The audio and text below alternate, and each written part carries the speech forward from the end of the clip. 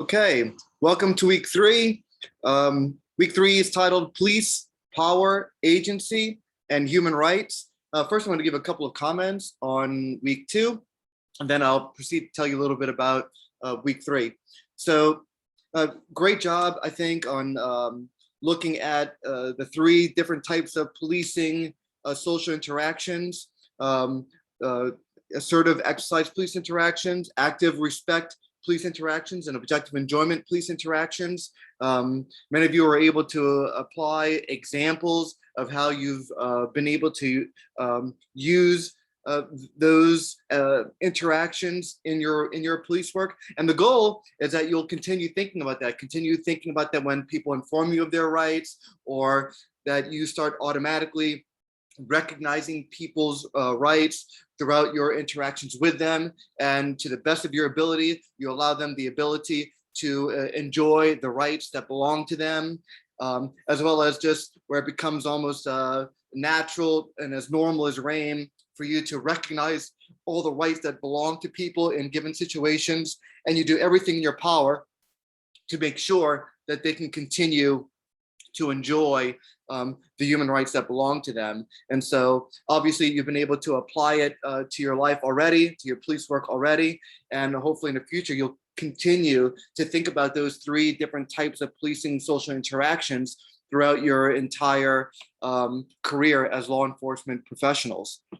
So real good, and I really like the conversations that many of you had going back and forth, asking each other questions, making insightful comments on each other's posts. And I know my father played a big role too, and having some discussions with you and sharing some of his own experiences of applying those three different types of policing interactions in his own work, and informing you of your own. So real good conversations and dialogues there, and really appreciate as well your the second part of discussion board, where you're able to talk about what you think are the most pressing human rights for policing today. Again, more insightful things. Many of you talked about, the freedom, liberty, cruel and unusual punishment, and again, insightful, good posts there. But I would encourage you to, try to look at some of those other human rights within the Declaration of Human Rights and the International Covenant of Human Rights,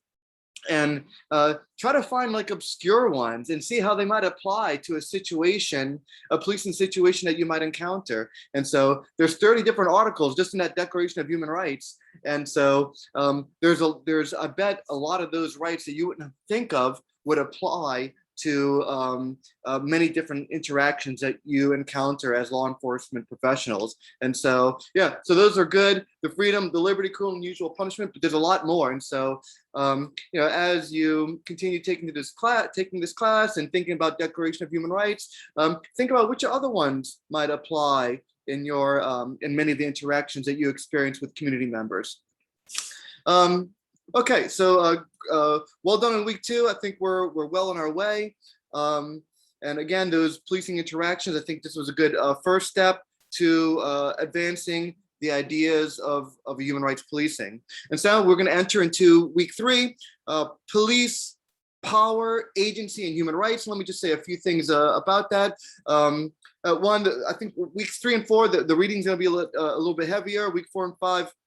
I'm sorry, week 5 and 6, not so much. So 3 and 4, a little bit heavier. Still, I don't think too crazy or anything, but a little heavier. But we feel like the material in there is very important and hopefully very eye-opening for you. The first section, who watches the watchman? And we'll find that a lot of times, a lot of people don't. The watchmen are never watched. And those people that do watch the watchman sometimes face severe repercussions because of that. I look in particular to journalists like Eric Snowden, Julian Assange, Chelsea Manning, who exposed some of the crimes of the powerful, and look at the consequences that they have faced because of it. Not too long ago, it was revealed, ProPublica revealed that a lot of the wealthiest people on the earth, the billionaires of this earth, who receive a lot of our welfare money, a lot of welfare for the rich, that they in turn pay almost zero and sometimes zero taxes besides paying billions of, making billions of dollars. And so people who that exposed these billionaires of not paying their taxes, those are the people the federal government goes after, not the billionaires not paying their taxes. And so that really serves as a nice introduction, I think, into what we want to talk about in this class, or in this week, on power, and then going on to human agency. And so the next section deals with defining power. What exactly is power? Again, to be a good sociologist, just like we have to define human rights and say exactly what it means in order for us to apply it in the world and to empirically observe human rights happening in the world, we also needed to define power. So when we see interactions where power is involved in real life, we're able to define what it is and understand what it is. And when you, as police officers, use your power, you need to be able to recognize that I am using my power in this way. And so I really go through defining the concept of power. And its most simple definition is forcing people to do things that they otherwise wouldn't do, and forcing them through either manipulation or some other type of coercion. And so, but I go more into the sociology of understanding power and relate it back to policing. But it's also important to figure out, where does power derive? From where do we have power? And since we live in a world of institutions, most of our power doesn't come from our own charismatic attributes or our own seemingly superhuman abilities, but rather power derives from our attachment to an institution. And so I give many different examples of that. And so as police officers, your power derives not so much from your personal attributes, but to your attachment to a legitimate institution. And so I think it's very important to look at where does power come from in our society. And I also give an idea of where power comes from other historical epochs and different types of power. So I talk about, for example, traditional authority. I talk about charismatic authority as well. And then we talk about rational legal authority, which is where power generally derives in modern and postmodern society from our affiliation to institutions. So I'm going to talk about what all that has to do with policing and law enforcement. Then we go into this concept of human agency versus determinism. Of course, this is a very long debate going on in philosophy. And so there I go into the great philosophers from some of the early Greek philosophers all the way to Bertrand Russell and others to talk about, what is this thing called human agency and determinism. And most people think of human agency as free will, but I'll say that free will is a theological concept meant to be discussed among theologians.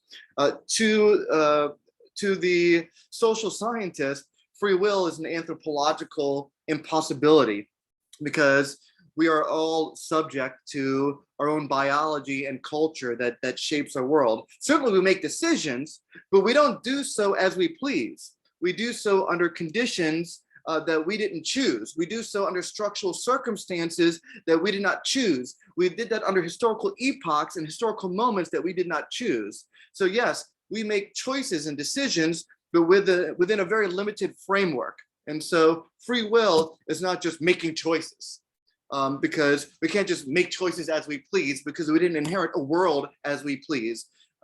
We're subject to other forces like our structural positions and historical circumstances. And so human agency then in many ways is to me, it's one of the most beautiful words in the English language because it's the one thing that allows us to overcome our biological constraints as well as our social constraints that are always impinging themselves upon us. Human agency allows us to exert our individuality in a world that tries to suppress it and deny it, in a world that tries to keep us according to our own biological predispositions, or our own social, culturally prescribed self. Agency allows us to transcend that, to become more, to overcome the limitations of our own biology, and to overcome the limitations of our own socialization. and to become something more. It allows us to realize our essence, to realize our full potentials. And we believe that if we're going to advance the goals of human rights policing, if you as law enforcement agents are going to be able to advance the goals of human rights policing, you must utilize your agency. Because if you don't use that agency, if you don't become aware of your agency and how your agency is limited at all times, then this human rights policing will never happen. And so agency then becomes crucial, critical for you to realize this potential for human agency. And we talk about then in the next section, the power of human agency. And we talk also about how, we all would like to think that we possess human agency, but most of us don't ever use or realize that human agency. We end up sleepwalking through our waking life. And so that's why it's important to realize our biological predispositions, our biological strengths, and also our social scripts that we've been handed all of our lives and never questioned, and realize that we can overcome those things. We can overcome our biology. We can overcome the culture where we come from. We can overcome the way that we've been socialized in big and small ways. We can even overcome the culture of a police department and use our own agency when interacting with community members. Again, this is a very critical concept, an important part of this course, because if it's not for the concept of human agency and realizing that idea of human agency, we can't advance the goals of human rights policing. And my father gives, I think, in the next section, a really great story called Human Rights, Human Agency and Policing, a story from inside the NOPD. I'm not going to say much about it. I'll let the story do its own talking. But here is a poignant example of how an officer using their agency was able to save a life. And we think that this can happen over and over and over again to those people that are serious about advancing the ideas of human rights policing. So we really think you're going to enjoy those sections. Again, a little bit lengthier, but please try to read every word. Everything was written as concise as possible, so all the information there is valuable. There's not a lot of fluff. I try to write in a very clear and concise way that gets to the point. And so a little bit longer, but every word in there is important. And then we end the class with a section called Threats to Human Rights Policing, Moral Panics and the Manufacturing of Folk Devils. And there I take you through, exactly what moral panics are, how these are media fabrications intended to create a social pariah class or folk devils to blame for larger societal problems. And there's been many folk devils throughout world history and American history, from people that were about to go to war with. I mean, think about, in the Middle East in the 1970s, when people thought about the Middle East, they're thinking about magic carpet rides. Now, today, they think of, someone, wide-eyed taking a plane into a building. And so this is real dehumanizing process that happens. Every time the United States goes to war with someone, usually there's a whole dehumanizing campaign that happens first, sometimes for years, that creates a folk devil. And so there's all these international folk devils, from communists to radical Muslims, to they ain't so bad hombres, immigrants coming into the country to wreak havoc, to our own inner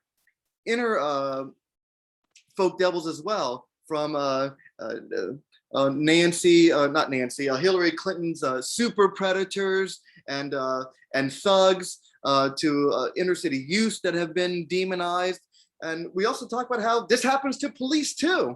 The same thing happens to police officers as well, where they at times become folk deviled when it is convenient for politicians and the media to throw them under the bus. So just like police officers are at times during certain political climates made into folk devils, so are people that are considered dangerous immigrants, inner city thugs, criminals, etc. And so we really think that that's important. And when we begin to think of people as criminals or as folk devils, it becomes easier to prevent them from enjoying their human rights. And so we think that that moral panics that create and manufacture folk devils is one of the biggest threats to advancing human rights policing. And so we think it's a very important section there for you to read. And we have to think, even though the word criminal in itself is kind of, it's a stigma. It's creating a folk devil as well. Sociology, we have this term called master status. What is your master status? And so when you're living in the era of Jim Crow, being a Black person or a person with a certain melanin level in your skin becomes your dominant status. You can't shake that status. And so oftentimes felon can become a master status as well, because everywhere you go, that's what people see you as, a felon. Even using the word criminal, which is a little more arbitrary and vague, even that becomes a stigma, the creation of a folk devil, because one, it's pretty obvious that if a lot of us were caught, and if we had a camera on of all of our lives that saw everything that we ever did, if all of our secrets were exposed, chances are, a lot of us would have gone to jail for something. And so when I asked my students, how many of them have ever smoked marijuana, or little questions like that, I try not to ask too much, and when they raise their hand, then they would be considered criminal. And so the difference between criminals and non-criminals are really, one, have you been caught? And two, have you been caught and has that label of criminal stuck on you? Has that label of deviant stuck on you? Generally, the wealthier you are, or the more middle class and privileged you are, the less it's likely to stick on you. The more vulnerable you are, the more likely it's going to stick on you. And so I think that's to keep that in mind. But also, criminal implies that that's all one person is. Yeah, that might be one variable. A person broke the law, and so they went to jail, so they're a criminal. That's one variable of a person, but a person is a lot more than that, right? A person is a whole complex nuance of emotions and ideas and feelings and people with families and go to the university. I know when I was a professor in New York City, some of my colleagues were felons, or they were ex-convicts that were now professors. They served mostly as adjunct professors or lecturers, but nonetheless, they had been to prison. I had colleagues that were professors that were still gang members. I had professors that I worked with as colleagues that were members of the almighty Latin King and Queen Nation in New York. And so, and when you talk to them, yeah, they were considered criminals, but they were also professors. They were also mothers and fathers. There were also, people that took care of people in their community. And there were also people that stayed up for a long time, making sure that a lot of inner city kids that are entering the university for the first time are able to capture a lot of the concepts discussed in our classes. And so these are full and complete and entire human beings. Criminals, just one thing. Look, there's nasty people out there, of course, there's no doubt about it. But I think we should just be careful of that sometimes labeling people as criminal gives them that master status, when there's so much more to that human being than just that. And it's just important to be cognizant of that. I'm not trying to sing kumbaya with everybody. I just think it's important to become aware of everyone's complete humanity, and to make sure that we're able to, as much as we can possible, as much as legally possible, as much as our job allows us, to make sure that people enjoy all the human rights that belong to them in all of our interactions with them, criminal or not criminal, how we perceive them or not. That becomes very important. And so I end with something I think is kind of interesting. It's a little sci-fi-ish, but it's from a British TV show called Black Mirror, which is kind of cool. But this particular episode I think was real nice. And it's an episode where, I explained it to you, so just real brief here, but it's an episode where a person was basically socialized to see a particular group of people a specific way. And the goggles kind of came off, and he saw them for their humanity for the very first time. And I think that experience can happen to a lot of us, especially when we get to know people, when we get to know, people that live in the inner city, when we get to know people from different countries, when we get to know people that we thought one way about them, but then we realize, wow, our preconceived notions, our images of them that we've probably gotten from somewhere else are so off base. And so our goggles start to come off. And it happens to all human beings from all walks of life. And so, that's why I think I like traveling so much, because all my goggles keep on falling off all the time whenever I meet people from all these different countries, and all my preconceived notions go away. So I just think it's such an important part of realizing the full humanity of people, and it goes a long way in us realizing our own sense of agency when we drop off the goggles that we didn't even know were on us, our socially prescribed goggles that we just thought was part of how we saw the world. But when we take them off, we see the world in all these different colors. And that's what makes thinking and that sociological imagination so cool, so transcendent, so beautiful. It really gives you that capacity for human agency. And that makes not only the possibilities to advance human rights policing a reality, but it also just makes one's life more meaningful, just deeper. It makes you more alive. And it's the kind of thing I live for. And I think if you're introduced to it, it might entice you as well. Okay, all right. Enough of that. So the discussion board, of course, is going to follow, as it always does, the discussions, the lectures that we've had in week 3. And so in activity 1, I'm going to ask you in the discussion board of how you have applied human agency to your human rights policing. And maybe you haven't. If you haven't, talk about maybe a situation where you would apply your human agency. But if you think you have, if you actually have applied your human agency, which again, most people haven't, doesn't mean you're not going to in the future or even tomorrow, but most people haven't. But if you can talk about a time where you have applied your human agency to policing, give us a story. Or if you've observed someone else applying their agency that just made you go, whoa, tell that story. Or again, tell a story where you would apply your human agency. And I think this is, again, is our next important step to advancing human rights policing. And based on what you've done so far, I have no doubt that y'all will do an exceptional job with this, with that same critical imagination that you have. And then I also ask in the part 2 of the discussion board, just how have the creation of folk devils, do you think, impacted policing in general? It could be impacting you, impacting things you've seen, or impacting policing as well. And so you'll get a lot from the reading, obviously, of that lecture, and then being able to apply that reading to activity 2. So really, I think they're both important. My father gave an example again where he saw an officer using human agency in police work. And so I want to know if you have any examples of human agency being applied to police work. Again, because if you can apply your agency to police work, we can make this human rights policing thing a reality. So I think you'll enjoy both parts of those discussion boards, and we really look forward to reading them and looking at all your interactions and posting our own comments as well. And so heads up, after that, you're gonna have week 4 and week 5. Week 4 is about storytelling and power. And so we're gonna ask for you to talk to someone, just one person that you've dealt with in the community, maybe even experienced a negative interaction with, and get their story, find out who they are, tell them your story. And so just begin thinking about that.